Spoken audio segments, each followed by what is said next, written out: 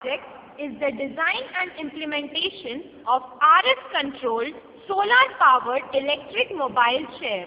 In this video, we are attempting to show the basic motion of the chair. Now, the chair is moving in the forward direction by using the joystick.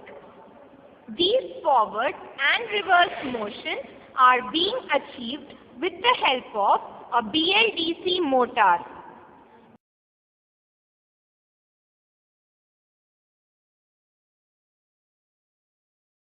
Now, as we can see, the user is moving the chair in the reverse direction by turning it with the help of the caster wheels.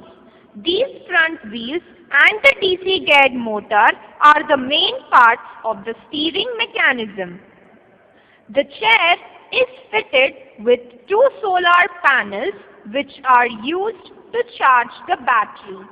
These solar panels are specially designed which use semiconductor devices so that when light falls on this semiconductor material, it conducts, producing some electrical output.